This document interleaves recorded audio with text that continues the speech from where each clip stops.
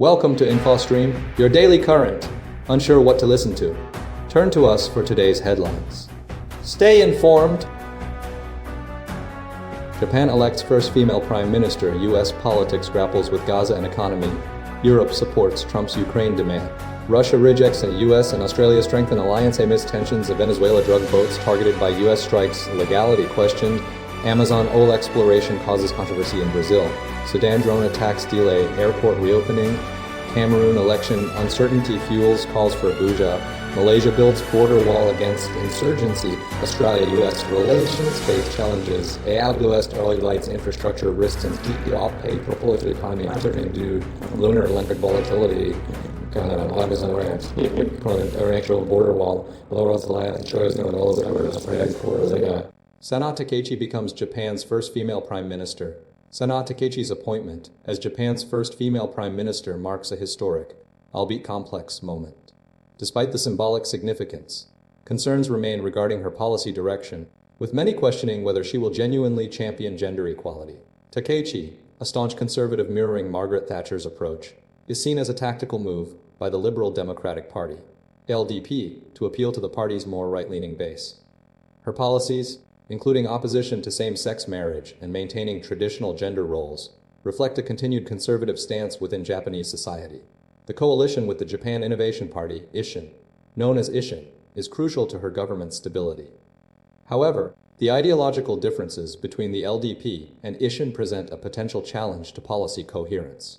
Ishin advocates for small government and efficient spending, contrasting with the LDP's historically active fiscal policy. Economically, Takaichi's administration faces significant headwinds, including rising prices, a weak yen, and slow growth. Plans to appoint Satsuki Katayama as the first female finance minister aim to address these challenges.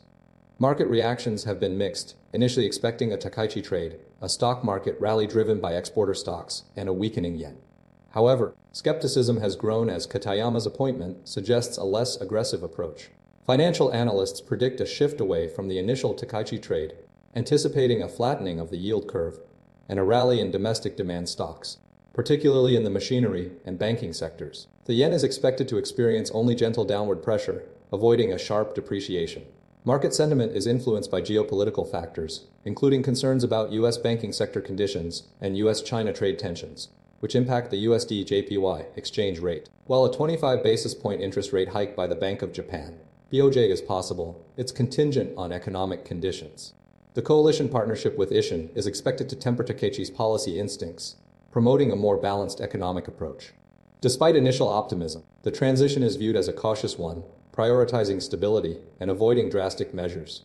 Several analysts highlight the importance of navigating U.S. expectations and maintaining positive relations to prevent further yen weakness. Gaza ceasefire and economic concerns dominate U.S. political landscape.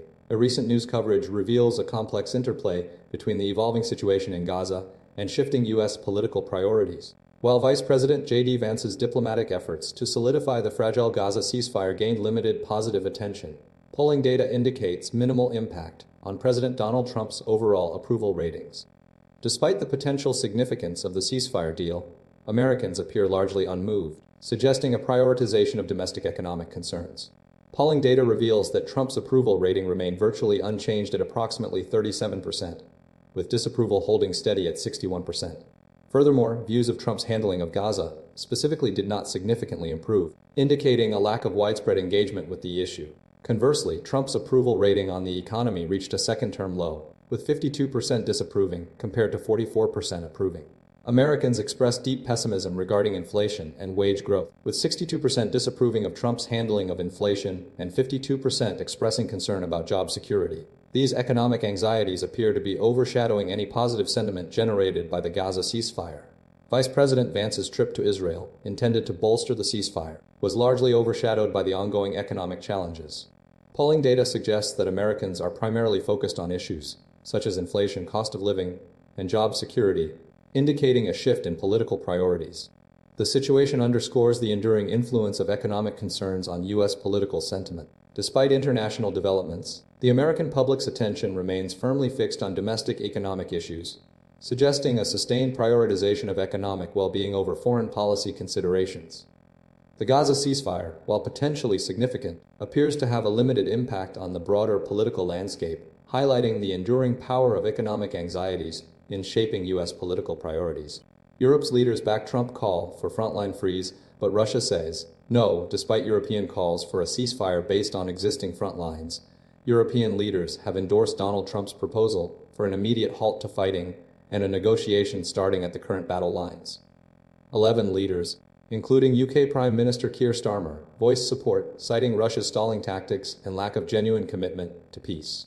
However, Russia, through Foreign Minister Sergei Lavrov, dismissed the idea, arguing for a long-term, sustainable peace, and rejecting the freeze as a temporary measure. Ukrainian President Volodymyr Zelensky is open to participating in a Trump-Putin summit, if invited, and described the White House meeting as frank, despite a reported shouting match regarding territorial concessions in the Donbas region.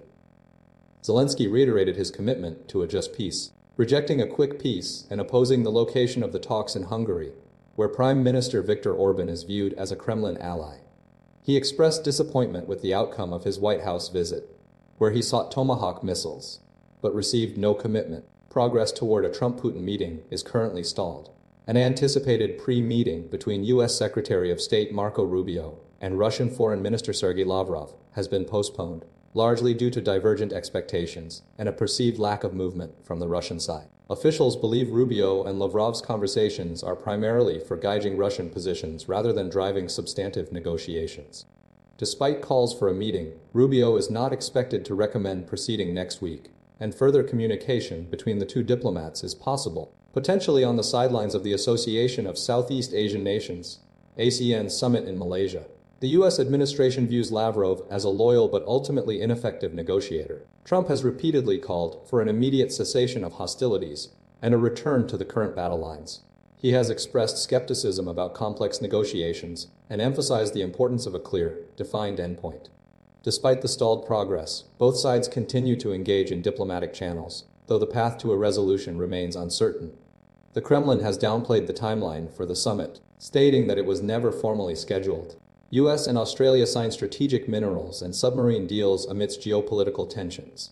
The United States and Australia have solidified a significant strategic partnership encompassing critical minerals and a major submarine acquisition, primarily aimed at countering China's influence in the Indo-Pacific region. The core of the agreement involves a $8.5 billion ready-to-go pipeline of projects focused on boosting the supply of rare earths and other critical minerals. This initiative includes a $100 billion investment shared between the two countries, alongside a 100 tons per year advanced gallium refinery project in Western Australia and $2.2 billion in financing for critical minerals projects. Australia's commitment of $3 billion to increase U.S. submarine production rates is also part of this deal. Simultaneously, Australia is set to purchase up to 5 Virginia-class attack submarines from the U.S., a multi-billion-dollar project known as AUKUS. This agreement, spearheaded by former leaders, is designed to replace Australia's aging Collins-class submarine fleet and bolster the nation's military capabilities. The AUKUS deal's second pillar focuses on collaborative development of advanced military technologies, including long-range hypersonic missiles, undersea robotics, and artificial intelligence. The U.S. administration, under President Donald Trump, is conducting a review of the AUKUS deal to ensure alignment with its America First agenda, a review led by Elbridge Colby. Despite this review, the U.S. and Australia have reaffirmed their commitment to the deal, with ongoing payments continuing as scheduled. Australia will also send its sailors to U.S. and UK submarine bases for training. China has strongly condemned the AUKUS deal, labeling it extremely irresponsible and a serious intensification of the arms race, reflecting concerns about regional stability. The deal's primary objective is to counter China's growing influence in the Indo-Pacific, particularly in disputed territories like the South China Sea. The agreement represents a strategic realignment, positioning the U.S. and Australia as key allies in addressing escalating geopolitical tensions. The collaboration aims to enhance military capabilities and technological advancements, while simultaneously challenging China's dominance in the region. U.S. strikes on Venezuela drug boats. Are they legal? The United States has been conducting a series of military strikes in the Caribbean Sea targeting vessels allegedly linked to drug trafficking, primarily those originating from Venezuela and operated by the Tren de Aragua cartel. These operations, authorized by President Donald Trump, have involved the use of lethal force, raising significant legal questions regarding their legitimacy under international law. The strikes have involved the destruction of multiple vessels and the deaths of individuals identified as members of the cartel. The core issue centers on whether these actions comply with international law, particularly the UN Convention on the Law of the Sea, which prohibits interference with vessels operating in international waters unless specific conditions, such as hot pursuit, are met. Experts have consistently argued that the U.S. actions exceed acceptable boundaries, labeling them as unlawful due to the lack of immediate threats and the aggressive tactics employed. Concerns have been raised about the use of the term narco-terrorists to describe the individuals killed, as this potentially expands the definition of a legitimate military target. The legality of the strikes is further complicated by the U.S.'s refusal to seek congressional approval, as mandated by the War Powers Resolution, which requires consultation before introducing U.S. armed forces into hostilities. Despite opposition from some Republicans, the Senate defeated a resolution demanding congressional authorization. The Trump administration has justified the operations as necessary to prevent drugs from reaching the U.S., citing the IUMF passed after 9/11 as a basis for action against groups responsible for attacks. However, this justification is contested, with legal scholars questioning whether the AUMF applies to non-state actors like drug cartels. 2 Ecuadorian and 1 Colombian nationals survived the initial strikes and have been repatriated for potential detention and prosecution. The Colombian survivor sustained a traumatic brain injury. The U.S. government's actions have faced condemnation from regional leaders and international organizations. The Pentagon declined to release legal advice prior to the strikes, and the administration continues to defend its operations as a crucial measure in combating the drug trade. The ongoing debate highlights a fundamental clash between executive authority and congressional oversight in the context of military action. Brazil's Amazon oil exploration license sparks controversy, despite widespread environmental concerns and international calls to halt new fossil fuel projects. Brazil has granted a license to its state oil firm, Petrobras, to conduct exploratory drilling in a block off the coast of the Amazon River and MAP. The decision, made by President Lula da Silva, prioritizes economic considerations and the potential for oil reserves along the Brazilian equatorial margin.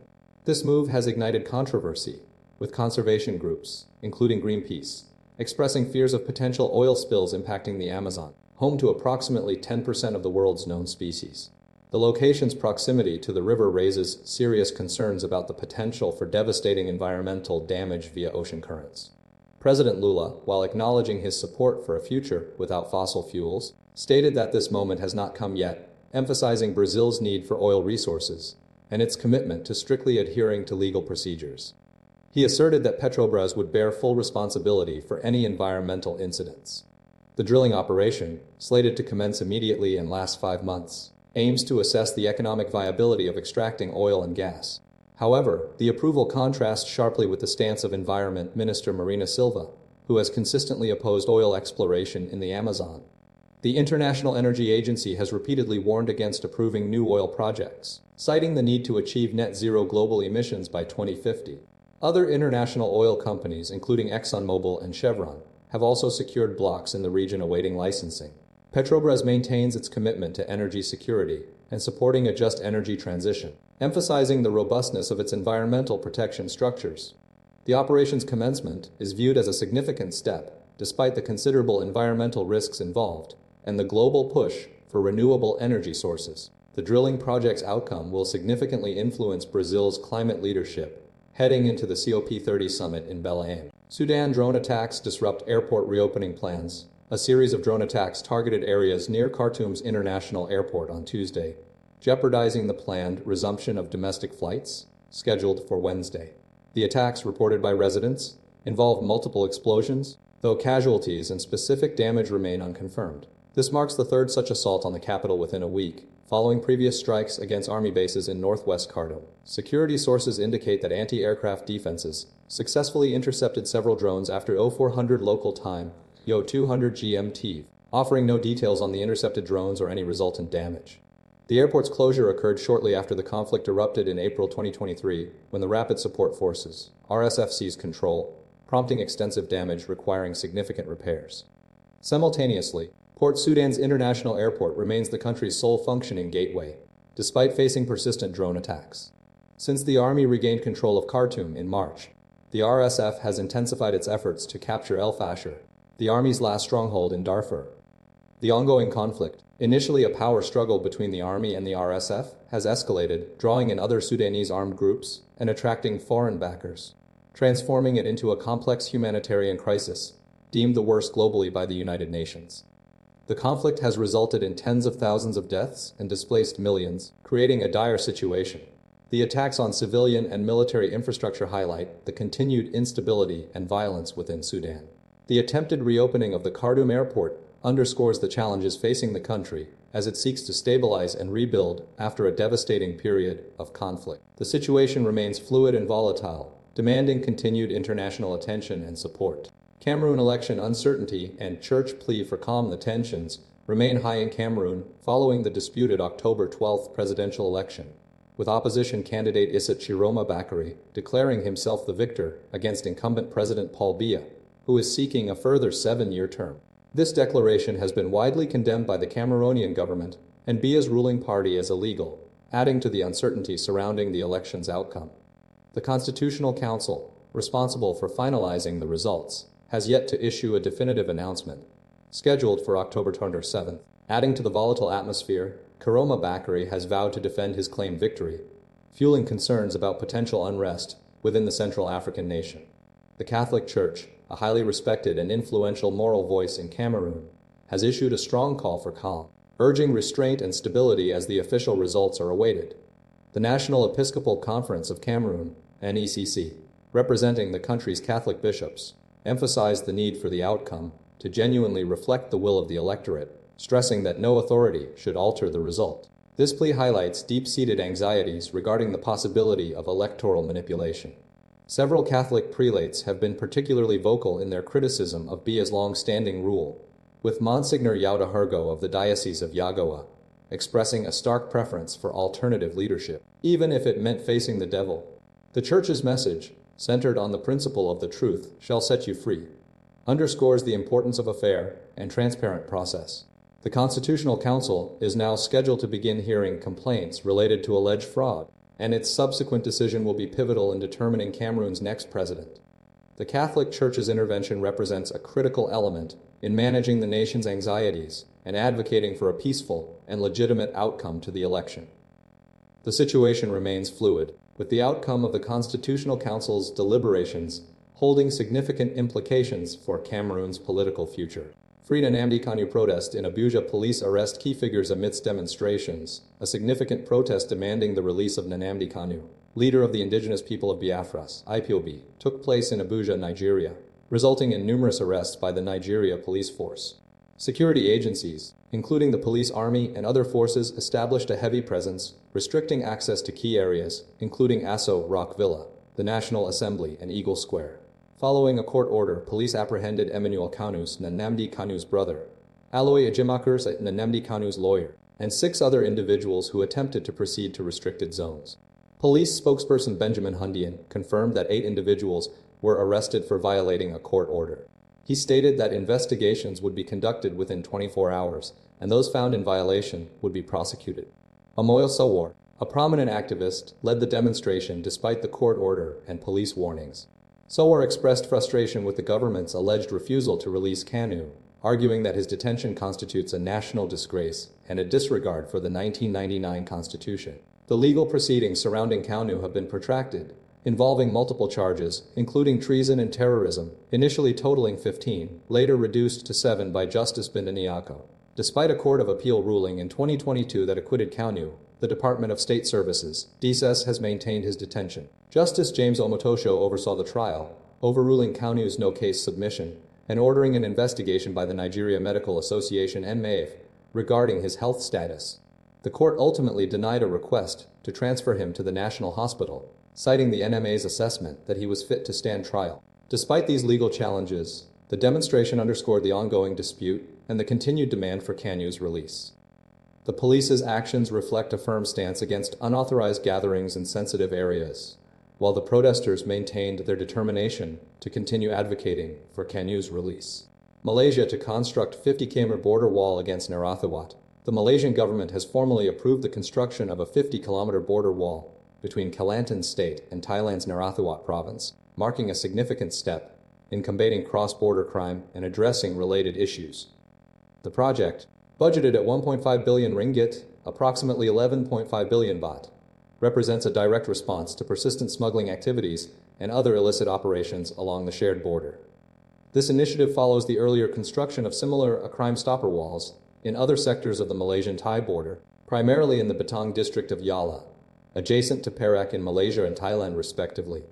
Kelantan State Police Chief Mohd Yusof Manat announced the approval and allocated budget, highlighting the strategic importance of the wall in mitigating security threats. The primary objectives include disrupting smuggling networks and tackling broader cross-border criminal activities.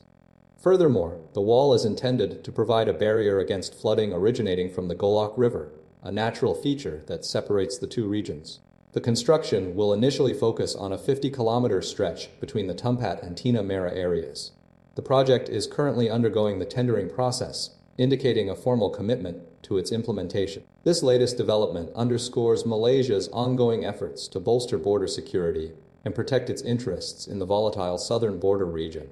The Malaysian government's proactive approach reflects a recognition of the need for a robust physical barrier alongside continued intelligence gathering and law enforcement operations to effectively address the challenges posed by cross-border crime. Australia-US alliance under strain amidst shifting geopolitical landscape.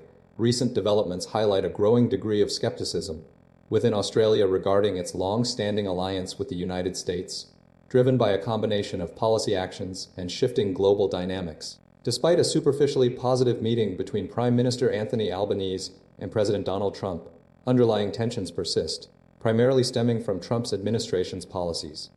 These include tariffs imposed on Australian goods, a review of the AUKUS Defense Pact, and a general trend toward isolationist rhetoric. The tariffs, particularly the 50% tax on aluminum and steel, were widely viewed as a breach of existing trade agreements and a sign of disrespect. The review of AUKUS, while ultimately unsuccessful in causing alarm, fueled concerns about the future of the agreement and Australia's strategic security posture. The awkward encounter between Defense Minister Richard Marles and U.S. counterpart Pete Hegseth further exacerbated the situation, revealing a lack of clear communication and trust. The meeting itself, while yielding a commitment to U.S. investment in Australia's critical minerals industry and a reaffirmation of AUKUS, was largely a pragmatic outcome, minimizing public criticism. However, the core issue remains a growing distrust of the United States as a reliable ally. This sentiment is bolstered by Trump's unpredictable behavior towards allies and the rise of China as a significant geopolitical player.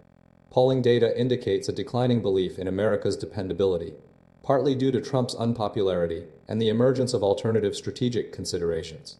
The tariffs, while at a reduced rate, continue to be a point of contention, and some sectors, such as beef, have reportedly benefited from the global disruption. Despite these challenges, a significant portion of Australians still believe the alliance is vital, largely due to the influence of Xi Jinping and China's growing regional power. The last election saw a political party benefit from distancing itself from the US, reflecting a broader shift in Australian political opinion. The situation underscores a period of reassessment within Australia, demanding a more nuanced approach to its relationship with the United States and a careful evaluation of its strategic priorities in an increasingly complex world. Amazon Web Services outage reveals critical infrastructure vulnerabilities. A major outage stemming from Amazon Web Services, ADUS disrupted internet services globally, impacting over 1,000 companies and millions of users. The core issue was a domain name system, DNS error, highlighting the over-reliance on a single provider for critical infrastructure. The outage triggered disruptions across various sectors, including social media, banking, gaming, retail, healthcare, and real estate. AWS, a dominant cloud computing provider, experienced significant error rates for requests, leading to widespread service interruptions. The impact was felt by companies like Snapchat, Reddit, Lloyds Bank, Halifax, Roblox, and Fortnite, alongside smart home devices and various online services. Many businesses were forced to temporarily close operations or offer refunds to customers due to the affected services. The outage underscored the interconnectedness of modern digital systems. Numerous businesses, including Cattleman's Roadhouse and Giordano's mental health clinics, face significant operational challenges due to their dependence on AWS for point-of-sale systems, online ordering, and data processing. The disruption exposed vulnerabilities in supply chains and highlighted the potential for cascading failures within complex technological networks. Several experts emphasized the gravity of the situation, estimating the total economic impact to be in the billions of dollars. Concerns were raised about the concentration of power within a handful of cloud providers, AWS, Microsoft, and Google, controlling roughly 70% of the global market. This centralization creates a single point of failure, as demonstrated by the AWS outage. The incident prompted calls for greater diversification and redundancy in digital infrastructure. Analysts suggested exploring localized services and reducing reliance on large, centralized providers. The outage served as a stark reminder of the importance of robust contingency planning and the potential consequences of overdependence on a single technological ecosystem. The disruption forced businesses and individuals to confront their own vulnerabilities and spurred discussions about the future of digital resilience. The event also prompted a re-evaluation of risk management strategies within the technology industry and highlighted the need for proactive measures to mitigate future disruptions. Senate Democrats expressed skepticism towards GOP proposal during shutdown. Recent developments in the ongoing government shutdown have revealed growing skepticism among Senate Democrats regarding a proposed GOP measure to pay certain federal workers. This proposal, spearheaded by Republican leadership, aims to address the financial hardship faced by essential personnel during the shutdown, but faces significant resistance from the opposition. Several key Democrats have voiced concerns about the GOP's authority to unilaterally determine which workers receive paychecks. Senator Tim Kaine of Virginia expressed apprehension, highlighting the potential for abuse of power by President Donald Trump. The core issue revolves around the GOP's ability to dictate who is deemed essential, raising questions about fairness and accountability. Senator Catherine Cortez Masto of Nevada echoed these concerns, demanding a thorough review of the proposal's details before offering support. The proposal's potential to empower the president to selectively reward or punish workers is a central point of contention. While Senator Tim Kaine raised serious questions about the GOP's power, Senator Catherine Cortez Masto added that she needs to review the proposal's details. The proposed measure is intended to break the deadlock that has persisted for weeks, with no clear path to resolution. However, the division within the Senate reflects the broader partisan divisions that continue to fuel the shutdown. The GOP's strategy represents a shift in tactics, acknowledging the growing financial strain on federal workers. However, the Democrats' resistance underscores their determination to prevent any measures that could be perceived as ceding control to the executive branch. The situation remains fluid, with negotiations ongoing. The outcome of the vote, expected later this week, will have significant implications for the future of the shutdown and the broader political landscape. The proposal's success hinges on securing enough support from moderate Republicans, a challenging task given the deep divisions within the party. The Democrats' stance signals a continued commitment to safeguarding worker rights and preventing the erosion of checks and balances. The debate highlights the core issues at stake: fairness, accountability, and the balance of power within the government. Thai economy faces uncertainty amidst currency fluctuations and political developments. The Thai economy is currently navigating a complex landscape characterized by currency volatility, political instability, and evolving economic policies. The baht's year-end rally is expected to be muted due to continued weak Chinese tourism and anticipated interest rate cuts, leading to projections of a reduced gain compared to historical trends. The Bank of Thailand's dovish stance and potential gold trading tax further contribute to this uncertainty. Political turmoil is significantly impacting investor sentiment and economic forecasts. The planned dissolution of parliament by January, contingent on the People's Party's conditions, is fueling speculation about the next government and subsequent economic policies. The possibility of a no-confidence motion against the current government is a key concern, potentially leading to further market fluctuations. Several economic initiatives are underway, including the Kanu accruing stimulus scheme and a household debt bailout, aimed at bolstering the economy. However, these measures are already largely factored into market valuations. The government's stimulus spending is expected to benefit specific sectors, particularly tourism and consumer-related stocks. Currency pressures remain a significant factor.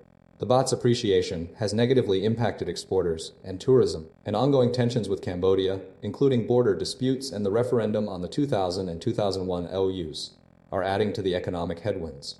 The discovery of additional landmines near the Thai-Cambodian border highlights the persistent security challenges. Investment sentiment is cautious, with institutional investors underweighting the Thai market due to the political uncertainty. Despite these challenges, analysts anticipate potential interest rate cuts by the Bank of Thailand, which could provide some support to the market. KGI Securities Thailand projects a SETI index target of 155 points for end 2025, contingent on continued stimulus measures and potential interest rate adjustments. The ongoing border disputes and the possibility of further political developments remain significant downside risks. The government's efforts to resolve the debt crisis and the potential for a stable political environment will be crucial factors determining the future trajectory of the Thai economy. NASA considers shifting lunar lander contract amidst China competition. NASA is actively exploring alternative options for its lunar lander contract as concerns grow about SpaceX's progress and the urgency to beat China's planned 2030 moon landing. NASA Chief Sean Duffy has signaled a potential shift, stating the agency will open the contract to other space companies, prioritizing speed and competitiveness. Duffy emphasized the race against China and the need to accelerate NASA's return to the moon before its Chinese counterparts. The current contract designates SpaceX's Starship as the lander for the Artemis III mission, slated for as early as mid-2027. However, Starship's development has faced challenges, including 3 in-flight failures and delays. This has prompted NASA to consider Blue Origin, founded by Jeff Bezos, whose Blue Moon lander is also under development, as a viable alternative. NASA has issued a request for information, RFI, to the entire commercial space industry, seeking innovative approaches to increase the cadence of lunar missions. The agency is specifically looking for ways to expedite lander development and operation. Duffy indicated that if Blue Origin can deliver a lander solution before SpaceX, it will be favored. NASA has set deadlines for SpaceX and Blue Origin to present acceleration approaches for lunar lander development, with responses due by October 29th. The RFI will also inform NASA's strategy for future Artemis missions. Currently, SpaceX and Blue Origin hold contracts for lunar lander development, with SpaceX's Starship designated for Artemis III. Blue Origin's Blue Moon is intended for subsequent Artemis missions. Industry experts have raised concerns about the complexity and potential refueling needs of both Starship and Blue Moon, noting that in-orbit refueling has never been attempted. This adds to the potential timeline challenges. Other companies, such as Dynetics, had initially bid for the lunar lander contract, but are not currently part of the primary consideration.